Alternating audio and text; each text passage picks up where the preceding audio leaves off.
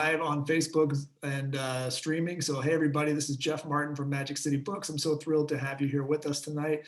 This is for our ongoing virtual author event series, which we have been doing for approximately a year now. We've done about 115 plus author events. It might be getting well more than that. I need to do a new count, but we've been doing a bunch, and mostly on Monday nights and Thursday nights to try to give you something to count on every week, something to look forward to. And, sometimes we're doing more than that, but we wanted to give you, especially in those early days of the pandemic when we couldn't go out or do anything, and we didn't have dates and we didn't have, functions to go to, something to look forward to and have on your calendar every week. And we're going to keep doing this for a while. I would imagine we'll be doing these format of events for probably at least through summer. We might try to experiment with some outdoor things as things get better, but and maybe into the fall, kind of rethinking some of this. But keep with us, stick with us. Go to our website, magiccitybooks.com. You can see the full schedule. We have a ton of stuff this spring. I mean, there's some weeks when we have 4 or 5 authors in a week. So, and all kinds of stuff, very serious, timely topics, but also some stuff where, we want to take a break, laugh a little, have some levity in our lives, and try to create that balance of what I call kind of a cultural mixtape for you guys. Some ballads, some rockers, and a little bit of everything in between. Couldn't be more thrilled tonight to have my friend Glenn Frankel joining us. Glenn is a longtime journalist, Pulitzer Prize winning journalist, but also most recently the author of a trio of wonderful books kind of looking at American cinema and the impact of them on our culture and our culture on them and the intersections between them. We're talking about John Ford's The Searchers. We're talking about High Noon. And of course, most recently, we're talking about Midnight Cowboy, the 1969 film by John Schlesinger, won the Academy Award for Best Picture, the first ever film, and I believe only film rated X to win Best Picture. But like every other book that Glenn has written, it's about that movie, but it's really about everything else. And it's about American culture, and it's about the world surrounding that project was born into, and the aftermath of the kind of the cultural wake of the film and everything that led up to it. So really thrilled to have Glenn. We're going to be asking you to provide questions as well. So if you have questions, dump them into our Q&A here, and I'll try to get to some of those. And most importantly, you need a copy of this book, and you need to get it from us, because that's why we're doing this. And we would encourage you to go to our chat here, and you can get a link directly to get a copy from Magic City Books. So Glenn, welcome back virtually to Tulsa. Well, Jeff, it's really a pleasure to be here with you. I wish I were in Tulsa physically alongside you. That would be even better. I've loved my visits to Tulsa. You guys have welcomed me. It's so culturally fizzy there now, and so much going on. And but if I can't be there, well, this is the next best thing. And I really appreciate, you've been a great supporter, not just of me, but of so many writers. And Magic City Books is such a magical place. And, as soon as I can, I want to get there in person. Yeah, thank you. We've had the great pleasure to do, I was telling Glenn before he hopped on here, I've had the great pleasure to interview Glenn about all of these books, and kind of see, in some ways, kind of this larger project be born. Of course, we're talking about the American West and the American Western. People may not think about this book that way, other than the fact that there's the name cowboy in the title, and there's a cowboy hat involved and a fringe jacket. But talk about, before we get going, how you see this endeavor that you've been going at for the last decade, of looking at these films, and how you see them interconnected. So we're talking about The Searchers, High Noon, and now we're talking about Midnight Cowboy. It's interesting. I just stumbled into this little subgenre. I didn't set out thinking I was going to do, 3 books like this.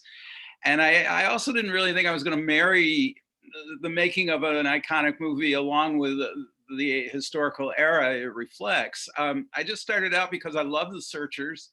I'd left the Washington Post after 27 years of, working as a journalist, and was out teaching journalism at Stanford. I didn't want to do a book about the Middle East or somewhere. I wanted to do an American book, and The Searchers was my favorite movie. So I thought, all right, John Wayne, John Ford, I'll go out to Monument Valley. There wasn't any real book simply about the movie. And it only took a week, of course, after I started, doing a little research and watching the 50th anniversary DVD, when I came across the fact that The Searchers was based on loosely based on the true story of a kidnapping of a 9-year-old girl by Comanches in Texas in 1836. And this just set me off a path that I'm still on, because what I learned during the course of that book was that movies are a wonderful looking glass into history.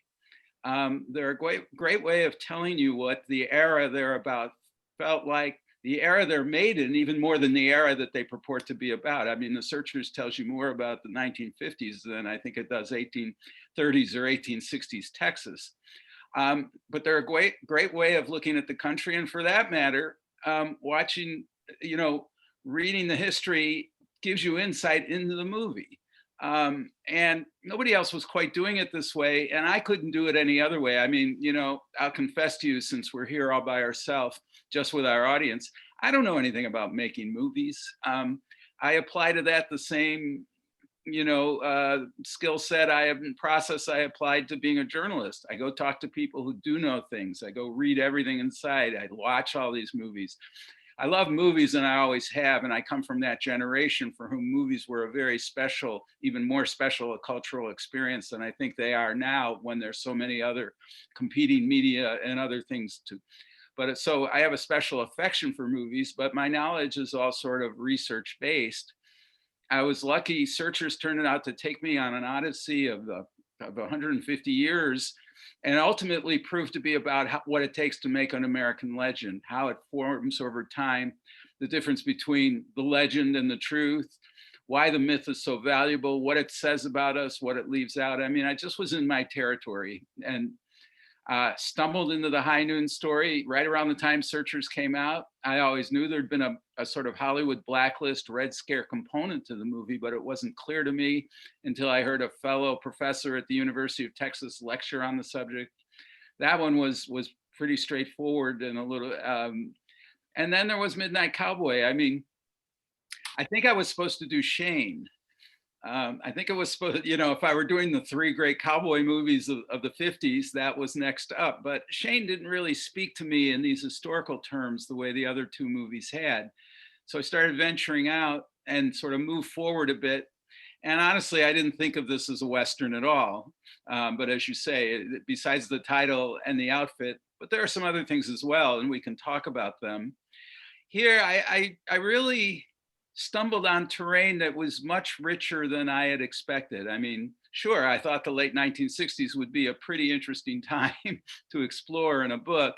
And I had seen Midnight Cowboy when it came out. Hell, we used to see every movie right when it came out back in the late 60s. That was part of our lives. And I knew it was an important movie, and I've always loved it. But writing about it has proved to be really very rich for me, because it's told me so much, and Midnight Cowboy broke so many barriers.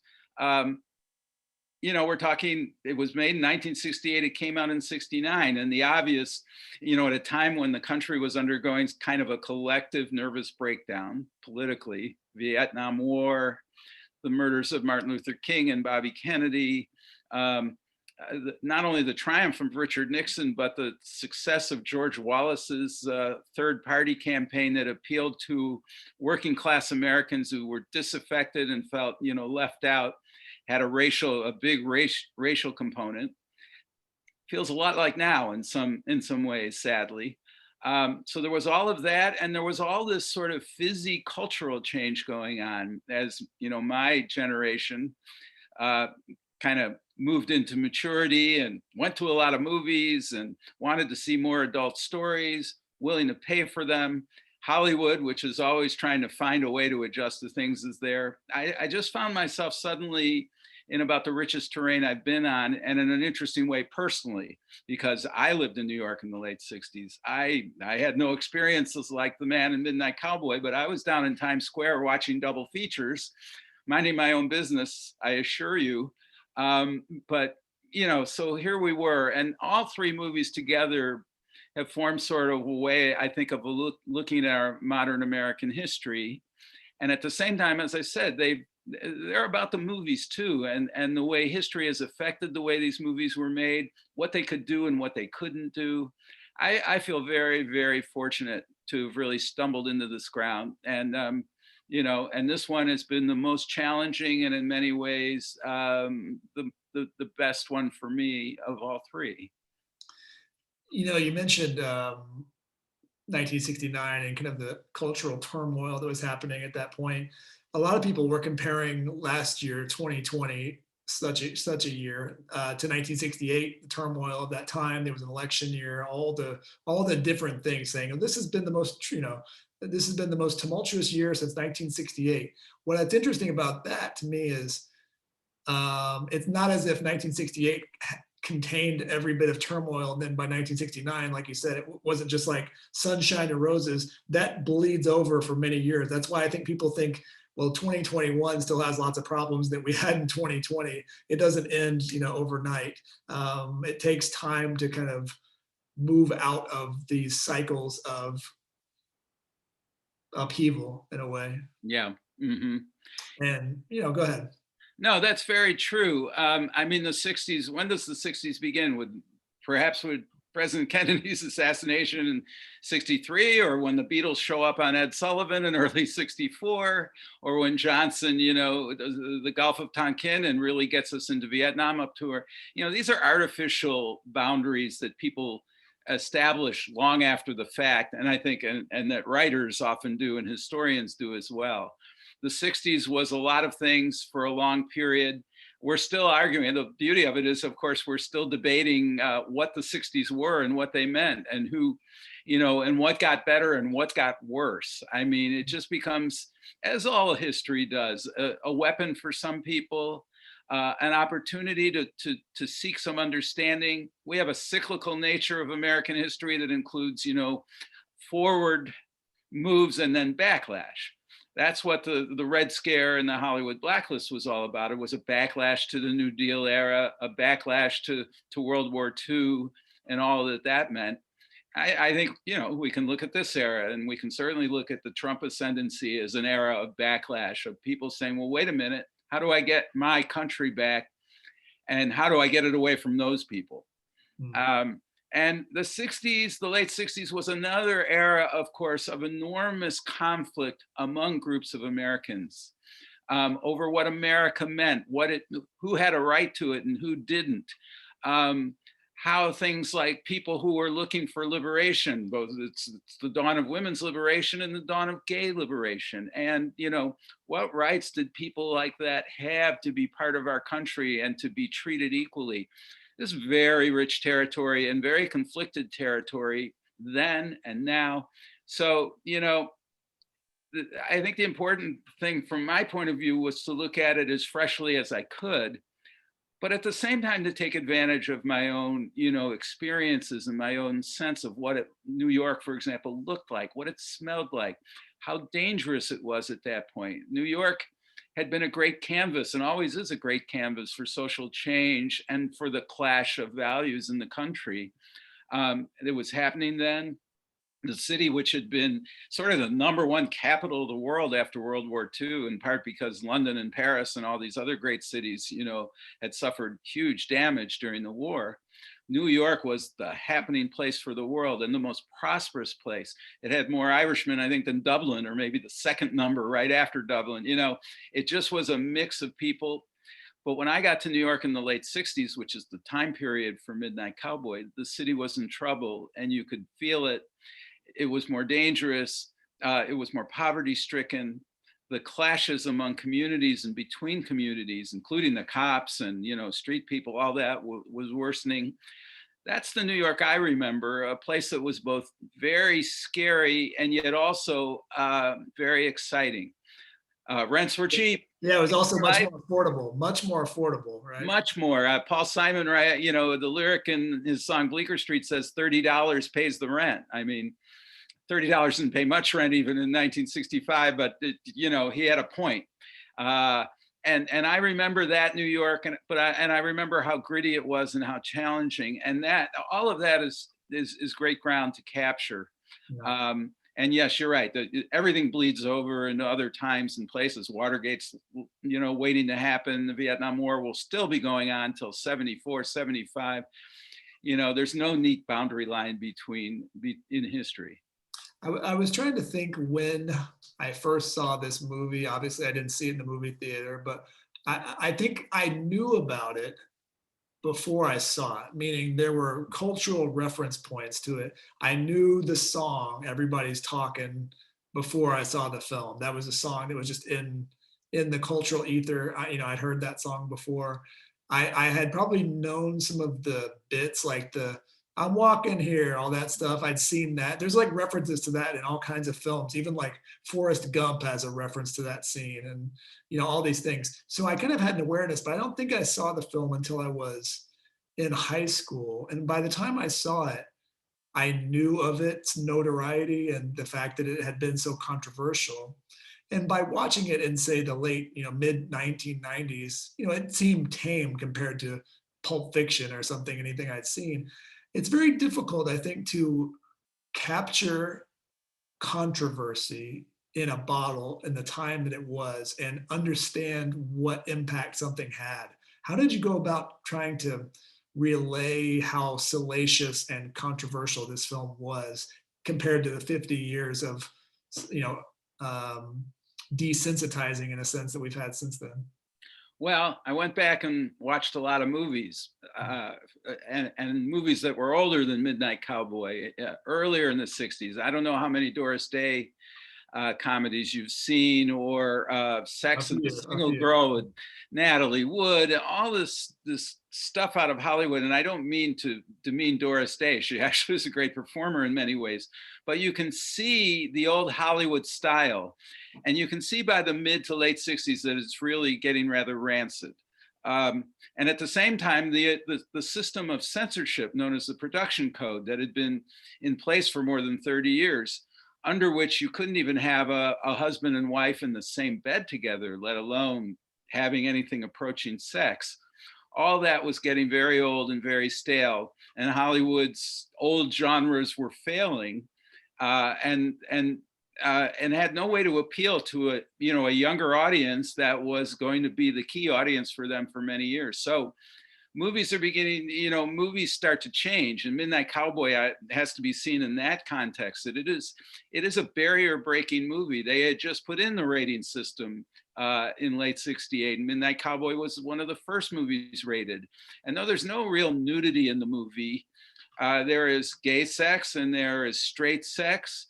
It's all rather transactional sex. There's not a lot of romance in Midnight Cowboy. There's not a redemptive, happy ending story in Midnight Cowboy. John Schlesinger, the director, the British director who comes to America and makes this movie, wants to make a movie that people are going to see. He's an entertainer, among other things, but he also has his own vision, and he pretty much sticks to it. And so Midnight Cowboy may not feel modern, contemporary for this era, in the sense of some of the camera work going on and some of the funny business here and there. And of course, because John comes out of a documentary film background and is a great believer in the neo-realism of the Italians and others, it has a certain documentary feel from the late 60s. But I would argue that in its attitudes and in its willingness to be bleak when it needs to, and in the humor that it does, which is often fairly derogatory and tough, that it has a sort of contemporary modern feel to some of it. And then, of course, the other thing about it is it has a story, the basic story of Joe Buck, this naive young Texan who comes up to New York seeking to become a male hustler. He's got a business model, a business plan that involves servicing middle-aged, affluent women. And he's got a cowboy outfit that he's just bought, because he ain't no cowboy, as he himself is willing to point out. And comes to the city and gets stripped bare of his money and his ideals and his naivete by a bunch of predatory New Yorkers, including the great Ratso Rizzo, a con man, an outcast. And it's the wary, very wary, very difficult partnership that these two guys form over the course of the movie.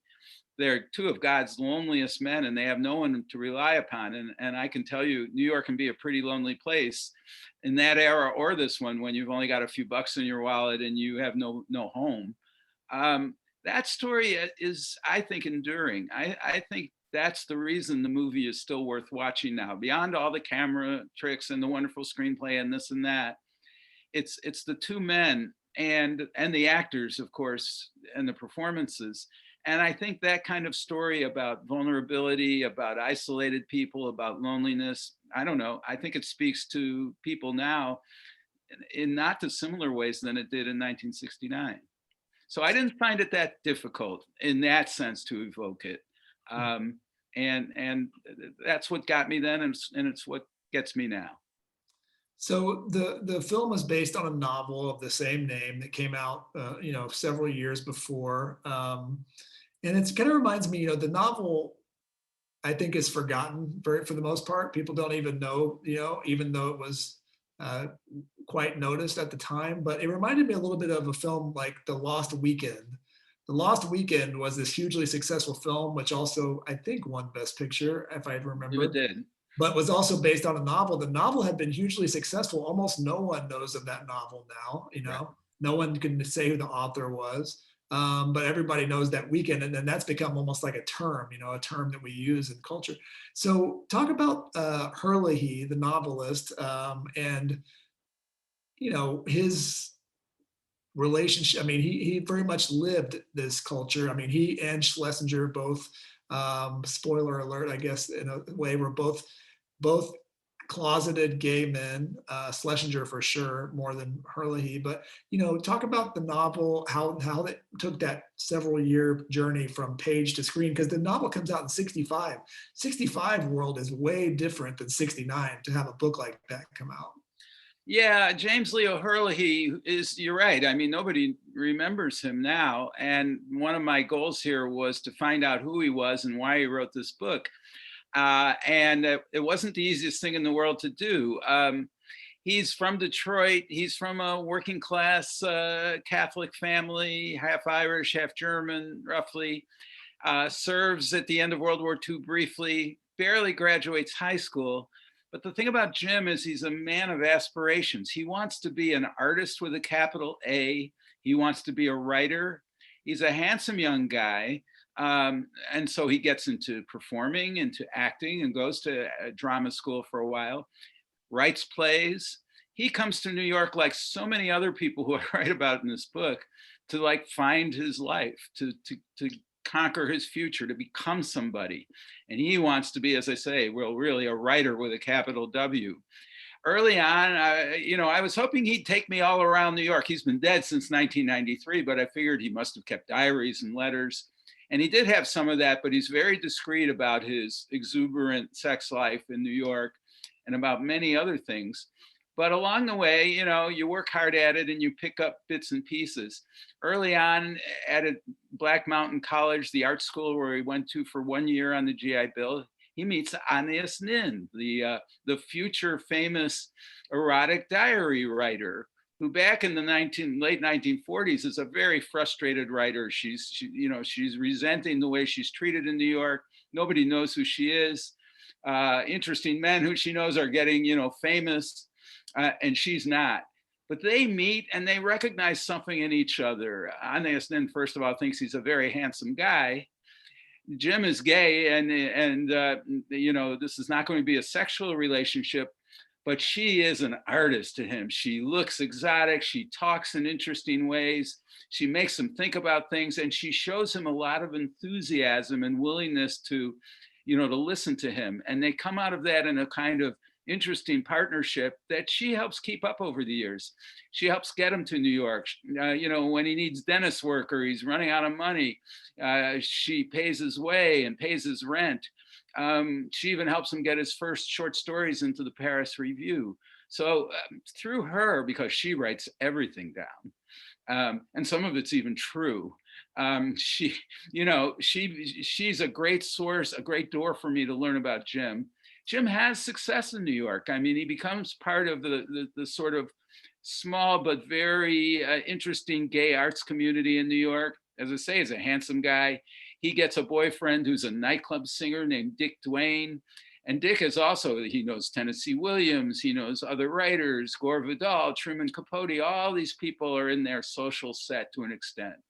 And so Jim writes a successful first novel that called All Fall Down that's made into a feature film. Not a very good one, but nonetheless, he has a play on Broadway for 6 months.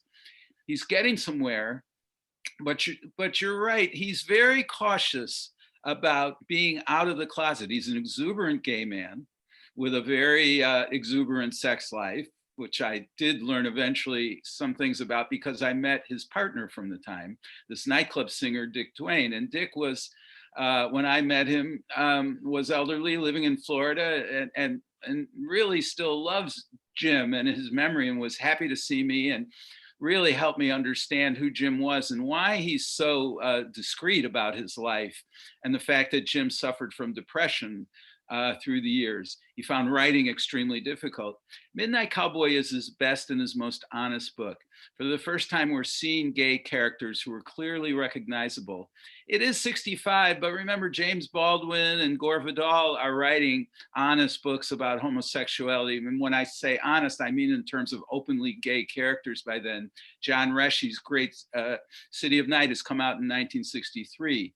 Jim is reluctant to, to discuss his own sexuality. He doesn't, he's always insecure about that, and also a discreet man. But nonetheless, this book, Midnight Cowboy, takes us places. And while Jim won't tell us what he's doing, what he was doing in Times Square over those years, Midnight Cowboy talks about Times Square, and Jim depicts it in a way that it's clear he understands the culture. He knows about male hustlers. He knows what to do about the cops. He knows how to get customers. He's our guide, and he becomes my guide to what Times Square was like in that era.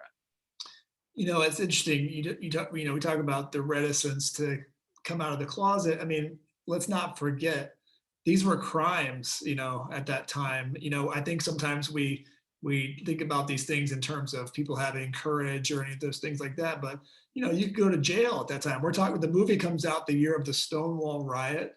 So when the book comes out, like I mentioned, that gulf of 4 years from then to then, we're talking about 1950 style values still in 1965. It's very much difficult to do that. I'm curious to jump into the Schlesinger. You mentioned that Herlihy, this was his best and most impactful work. I was looking back, I watched the film again, and I was looking back through some of other John Schlesinger's work. To me, this also seems like very obviously the height of what he ever did, culturally, artistically. I like some of his other films. I think Marathon Man's a hell of a movie, some of these other films, but they're not, cultural icons the way this was. Do you think that for both of them, they ended up being anyway daunted by the impact of this film and not ever able to live up to its hype? It's an interesting question. Both of them have their high moments, and then I hate to say the word decline, but it's not quite the same. Jim, because he is fragile psychologically in many ways, he's always up and down. Midnight Cowboy was not a success right away. He was depressed after that. He and Anais Nin had a falling out, as she often did with the young men in her life, as they became more successful and she was struggling. So he finds writing really painful and difficult. And so Jim is fragile. John Schlesinger is not fragile. He's got a big ego. At the same time, he's very insecure, and that always comes out. It was amusing to talk to people who had worked with him on movies, including Midnight Cowboy, where, he'd come in the morning and say, people have just looked at last night's rushes and they're terrible. And what are we doing making this piece of crap? Who's going to want to watch this thing? And he meant it. He was that kind of guy. He was up and down in that way, even though I think he knew what he was doing and he knew what he wanted.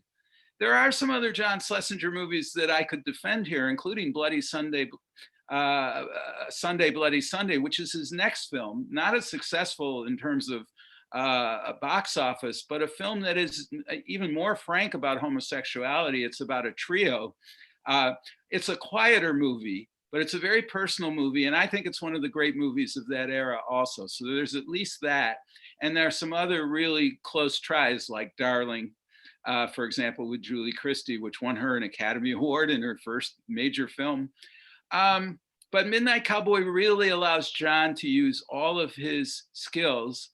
And John would have said about it, and did say about it later, that it was the one time he had all the freedom to do a personal film and that it really worked. And when he means it worked, it not only was a critical success, it was a big box office hit.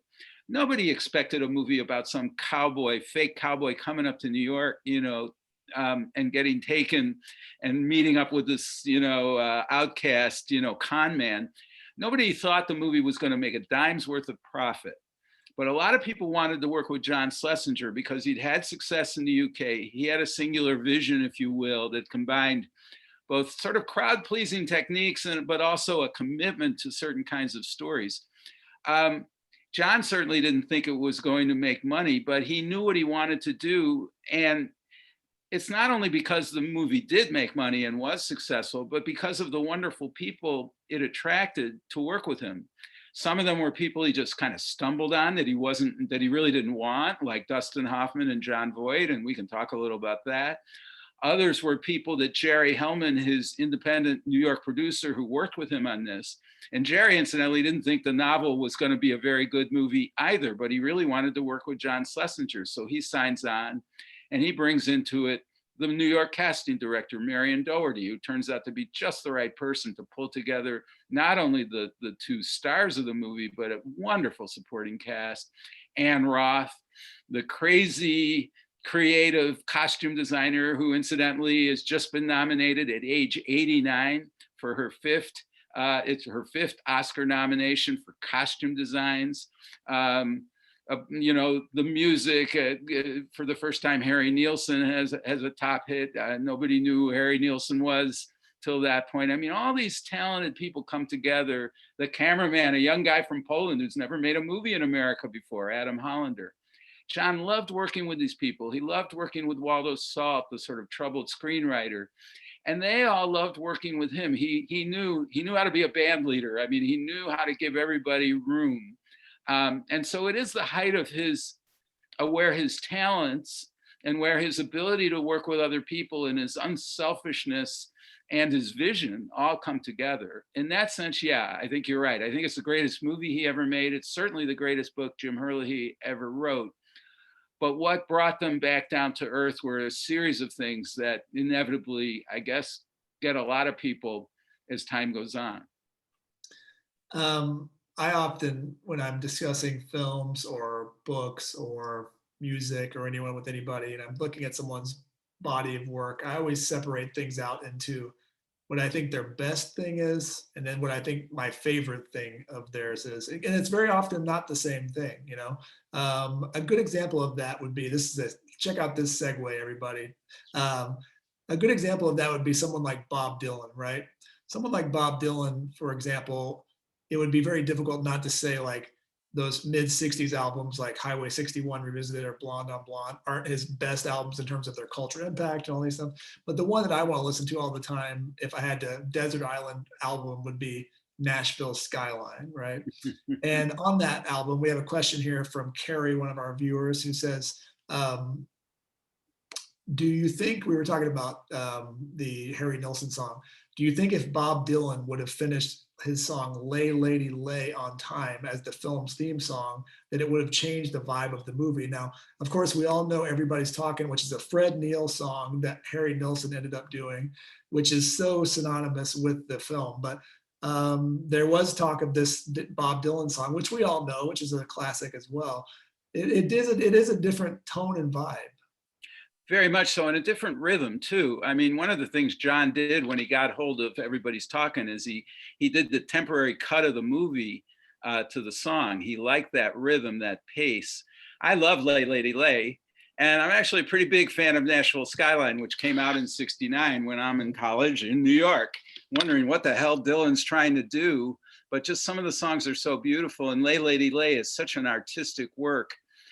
John was, one of the things about John is he didn't want a song necessarily that spoke directly to the plot or to the situation of the characters in the narrative. So the idea of talking about romantic love with someone who may or may not be a prostitute, hard to know what's going on, that wasn't what John was looking for. I mean, Harry Nilsson even wrote John another song because, you know, the Nilsson song had come out the previous year. United Artists didn't have the rights to it. And they wanted to have the rights to whatever the theme song of Midnight Cowboy was going to be so that they could make money off it. So Harry went back and said, I can write another song with that rhythm. And he wrote a song called I Guess the Lord Must Be in New York City, which is, great song, and rhythmically very similar to Everybody's Talking. But John thought, no, that's too much on the nose of the narrative. What he loved about Everybody's Talking was that it spoke to the heart of the character, to Joe Buck, to his loneliness, to his resentment, in a sense. Everybody's talking at me, can't hear a word they're saying, you know, only the echoes of my mind. I could go on, but I won't. It's his internal struggle that it speaks to, and it's poignant, and it's enigmatic, and it's not on the nose, it's somewhere else. And John loved it, and to his credit, I think he stuck with it no matter. Joni Mitchell, I mean, wrote a song about the Midnight Cowboy, which was very literal. And, you know, Joni Mitchell was a great artist at that point. Leonard Cohen gave them Bird on a Wire. I don't think he wrote it for the movie, but he thought it would be perfect for the movie. John stuck with Everybody's Talking. And sure enough, I mean, I think it's one of the most memorable things about the movie. So no, I don't think Lay Lady Lay, it certainly would have changed the vibe of the movie. And while it's a beautiful song, it just doesn't have that kind of melodic kick to it, and speed to it, and enigmatic feeling that you get from Everybody's Talking. Yeah. You know, it's funny, you know, these kind of modern Westerns, these late 60s Westerns, you know, Dylan the next year does the soundtrack for Sam Peckinpah's Pat Garrett, Billy the Kid. And then you mentioned Leonard Cohen, who provides music for McCabe and Mrs. Miller a couple of years after that, which Bird on a Wire was included in that film. So they all ended up in the right place, I guess. So I'm curious, acting wise, the film ends up winning all these Oscars. If anyone knows anything about the film, they often know that it was the only X-rated film ever to win Best Picture. Do you think the fact that it was X-rated, for example, if it had not been X-rated, it had been rated R or whatever the equivalent was. I know the rating system was slightly different then. How much did it help the film in terms of kind of the cool factor and the kind of getting it seen by the people who need to see it, the fact that it was rated X? That's a really good question. You know, I think I should start by explaining what happened there, because it actually was rated R originally by the new ratings board, right, which recognized the quality of the movie, even though they were queasy about all the sex. But then the United Artists, the head of United Artists, a guy named Arthur Krim, a real power broker in New York and in Washington politics, they financed the movie. United Artists was interested in John Schlesinger and gave him a tight budget, but let him go ahead. But Arthur got nervous about the homosexuality, about the gay scenes in it. And again, that speaks to the homophobia, even in a liberal capital like New York in the 60s. A lot of the conventional wisdom was that homosexuality was some kind of disease, and a contagious disease. It's like a pandemic. Young people could catch it from older men. And if the older men, because it was a disease, it meant you could be cured from it. And if the older men refused to be cured, then they were responsible. They were perverted in some terrible way. And I think Arthur Krim believed that, as many people did, straight people. And he went to a psychoanalyst, a prestigious psychiatrist at Columbia University, who backed him up on this and said, yeah, the problem with this movie, you know, the sex is so transactional and cold, it might push young men into homosexuality. So Arthur is the one who rated it X. And having done that, United Artists, I talked to the marketer at United Artists who worked on this film, a man named Gabe Sumner, who just died a few months ago. I was lucky to get Gabe 2 years ago on the phone from New York. Gabe is a guy, if you give him, you know, something, he does what he can with it. And he took this X-rated film. He thought it was beautifully made. He loved Hoffman and Voight. And he said, let's take full advantage of it. And they ran, you know, the ad they ran at first said, whatever you've heard about Midnight Cowboy is true. So they wanted it to it was edgy for its time, and they wanted it to feel edgy, and they wanted audiences to think, I'm going to an edgy movie. Again, they're reaching for the younger audience, and right from day one, it's partly, I think, the X rating, the sense of forbidden fruit. The other part, though, that goes into it is it stars Dustin Hoffman, who, after The Graduate, which came out in 1967, was not only a big movie star suddenly from nowhere, but he was one that didn't look like Cary Grant or Robert Redford. He was, he was the first real great ethnic star, if you will, paving the way for Robert De Niro and Al Pacino and so many others. But also he's a counterculture icon because of the way he looks and because The Graduate was a generation gap movie. So they're going to see Dustin Hoffman. They don't even know who John Voight is. And Hoffman, because he's the star, gets the top billing in the movie. And so they know it's rated X. They know it stars Dustin Hoffman. They're there. Yeah. And suddenly they've got a movie that not only is critically successful, but a movie that makes a pretty good amount of money. I'll tell you, I mean, one indication of how little United Artists thought of its prospects, rather than paying John and Jerry Hellman, bigger bucks when they made the movie, every time they came back for more money and they asked for more money from themselves, United Artists gave them a bigger cut of the net of the movie, to the point where they got 60% of the profits after all the usual funny business and, in accounting. These guys made millions of dollars off this movie because United Artists never thought it was going to make a dime. Yeah. Talking about Hoffman and Voight, both of them were nominated for Best Actor. I think it's very difficult to see that Hoffman was not Best Supporting Actor. And I think they may have split the vote there. I think if Hoffman had been running it for Best Supporting Actor, one of them at least probably would have won, but I think they kind of canceled themselves out of that category. Well, they were up against John Wayne. So there you go. There's a culture clash, Jeff. Yeah. And Wayne hated Midnight Cowboy and said some really derogatory things about, the gay sex and that sort of thing. Though he did have some respect for Voight and Hoffman. I think you're right. I don't think Voight could have beaten Wayne. I don't think anybody could. He got the award for True Grit, but he really got it for a body of work that includes my favorite Hollywood movie of all time, The Searchers. Right. So Wayne was going to win, but I think you're absolutely right. If they had put Hoffman in the Best Supporting category, I think Hoffman would have won easily. Voight was the star of Midnight Cowboy. He's in every scene. Hoffman isn't in until minute 25. Right. So he's really the character actor, and it's one of the reasons why Hoffman wanted the role. He wanted to demonstrate to his fans and to the world that he wasn't just some movie star. He was a guy who really knew how to act, and if he could be Benjamin Braddock, the recent college graduate in one movie, he could be Ratso Rizzo in the next and pull them both off. But, he was billed first. He made like $175,000 for the movie, whereas John Voight was paid $17,500. There was no way you could kind of sneak Hoffman into the supporting actor role. I don't know if they thought of doing that. It's a really good question. I didn't ask Hoffman about that, and he may not have even known. Yeah. So they're both stuck in that category, and there's no way they're going to beat John Wayne, whether it's one of them or both of them. Yeah.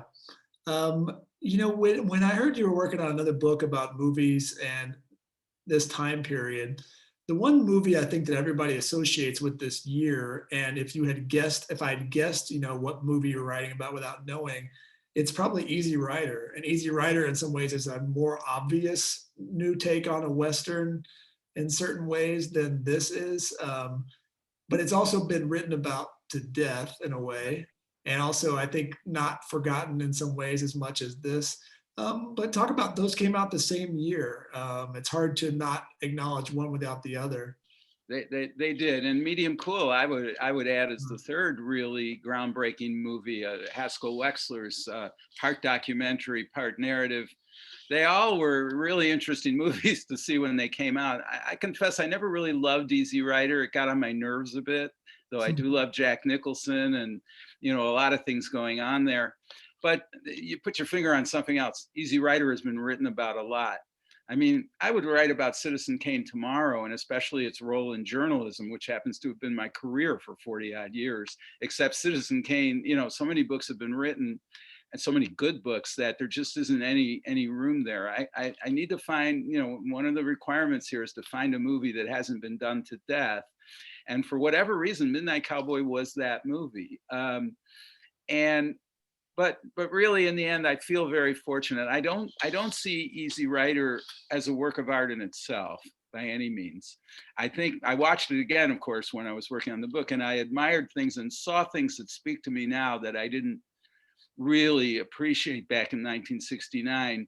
And it really has a Godardian feel to it. And I'm not giving it away. I hope the slaughter of the stars to the end of the movie is like, it's like a Godard movie with the car crashes and all these things, this kind of heavy existential overlay, which both makes the movie a bit artificial, but also very much speaks to the times, at least as artists.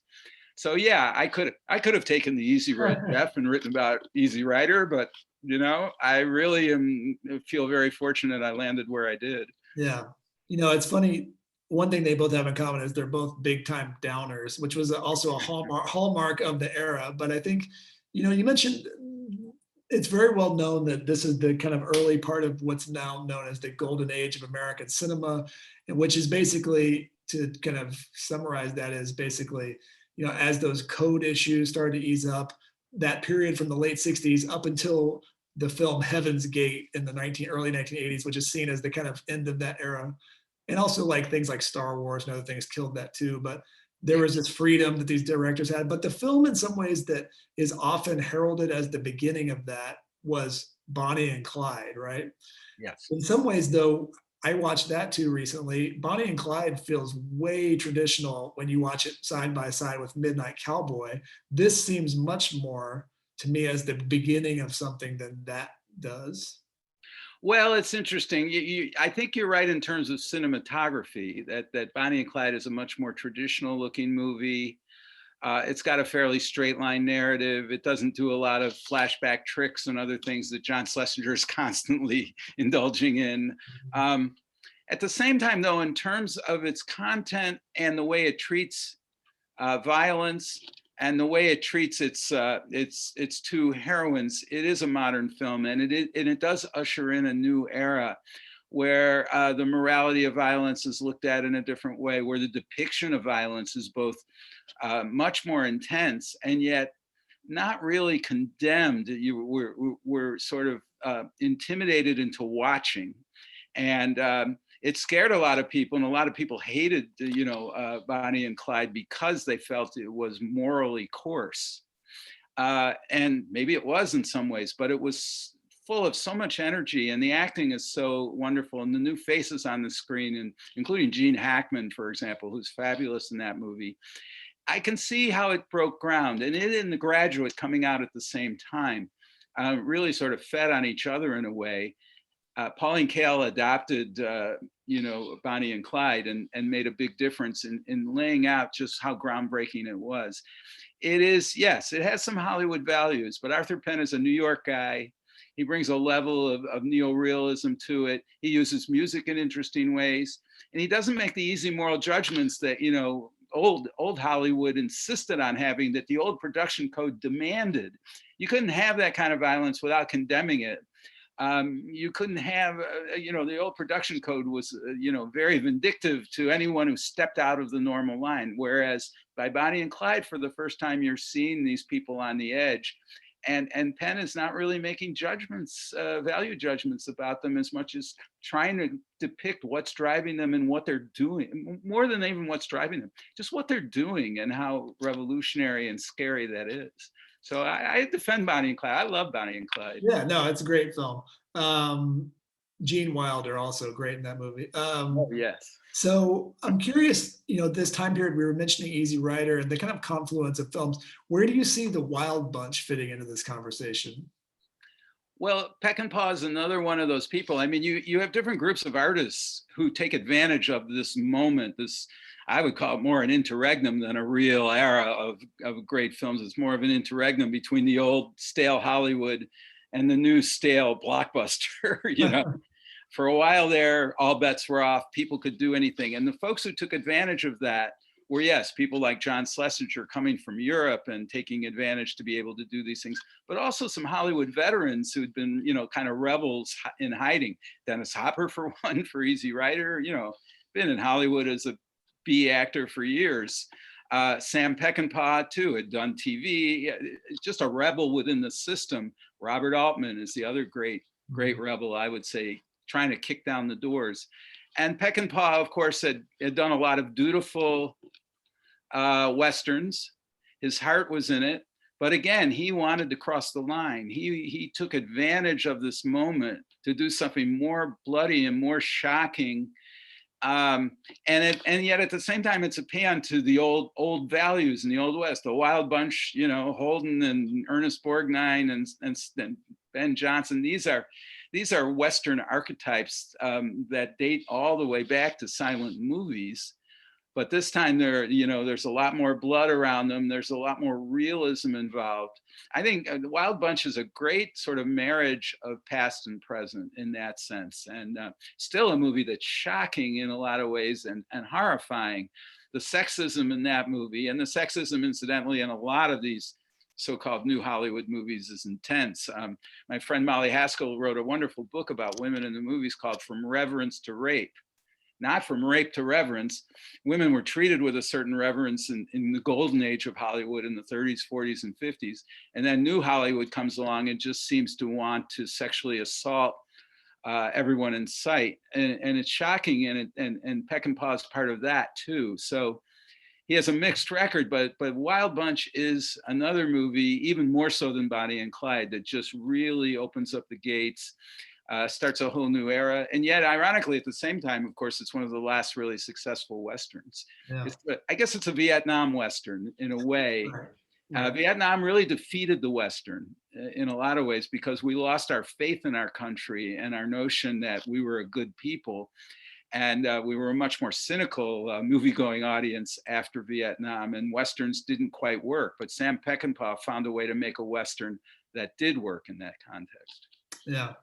We were talking about the book earlier. We have a question from one of our viewers that asked about the book specifically. And it says, it's interesting what was left out of the movie that was in the novel, which includes more scenes back in Texas, including a gay Native American character. Do you get into the differences in the book where you talk about the differences between the novel and the movie? This is from Michael. Yeah, Michael, I do. You're absolutely right. I mean, the whole first half of the novel is set in Texas. It has this very interesting gay character who John Schlesinger was very interested in at first because he saw him as a kind of James Dean figure. He thought he was sort of this character was naturally cinematic. But, the plan was to make a 2-hour movie and not a 4.5-hour movie. So that was a problem right there, how you were going to get all that Texas narrative into a film and yet still get to New York and still have the same power. And nobody was going to finance a 2-part version of Midnight Cowboy. Mm-hmm. Also, I mean, Schlesinger, again, an exuberant gay man, but determined not to be seen making a quote gay movie. He figured that would be the kiss of death in the box office. And so with Waldo Salt, his very creative, talented screenwriter, they cut out almost all of the Texas moments and they built some of them into flash cuts and other things that happened to Joe, that Joe Buck thinks about while the New York story is unfolding. But they removed it all from the movie itself and from a separate narrative. And so this guy, the character ends up on the cutting room floor. Waldo Salt says, I can't make this guy work in the context of Joe Buck's story in New York.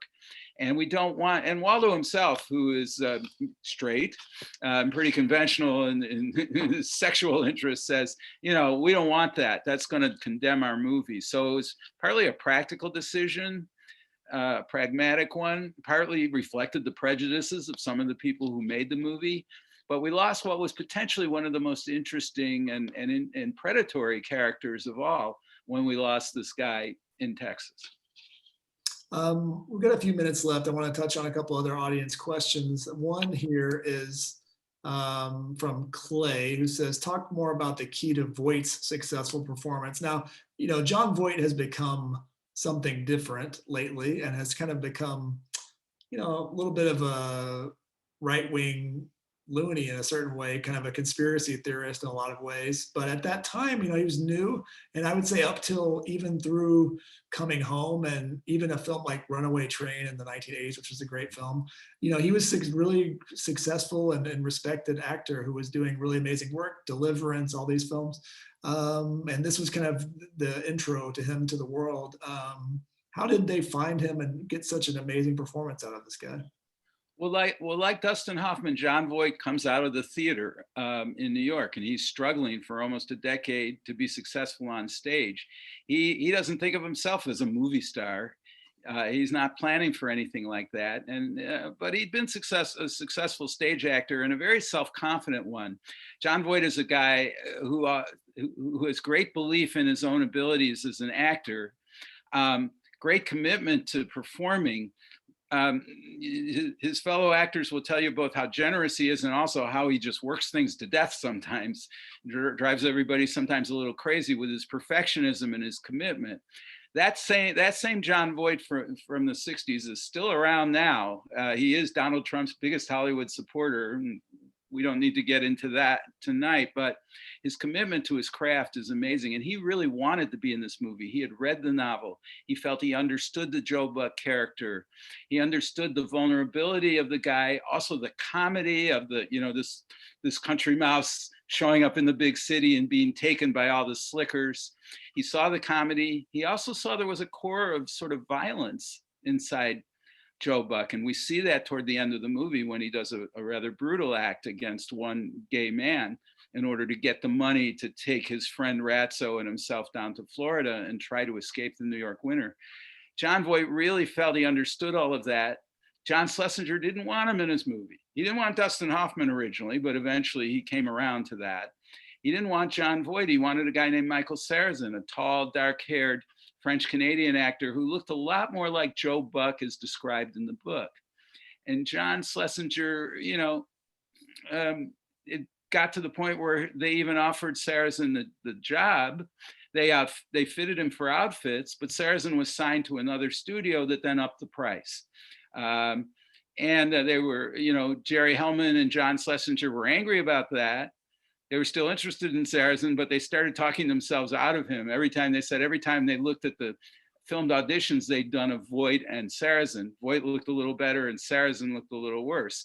And Dustin Hoffman, who had done these auditions, who had acted with these guys, refused to choose them, to make his preference known, except at one point he says, well, when I look at myself acting with Michael Sarrazin, I look at myself. When I'm there acting with Jon Voight, I'm looking at John. John had a certain thing going, and gradually Schlesinger reluctantly comes around. And he always said he was so happy he did, that these two guys who now look perfectly matched, one is, tall, blonde Jon Voight, sort of, Don Quixote, and short, and 5'6", dark Ratso Rizzo, who's Sancho Panza. I mean, they're a perfect fit, and they act and they collaborate beautifully in the movie. So Schlesinger had never worked with actors like this before. He really loved doing it. And Voight understands now, for whatever else you want to however you want to characterize Voight, one thing's for clear. He knows what a great movie that was. He knows that it made his career. He's very generous in discussing his memories of working, especially with Schlesinger and with Hoffman. It was really interesting to talk to each of these guys about the other, because they share this experience where they competed. They both come out of the theater. They know each other. They know about each other, but they're not friends or anything. And here they are, and they know that together, and it's a collaborative performance, that this was probably as good as it gets. Yeah. Real quick, everybody, if you haven't had a chance to get a copy of Shooting Midnight Cowboy, I would encourage you to do so. We'll put another link here so you can get a copy from us as we wrap up with a couple of final questions. Dustin Hoffman is famously difficult person to deal with. Like, you read interviews with him, especially as a younger person. He's now in his 80s. Did you find him to be, very easy to deal with, or was he still kind of an intense person?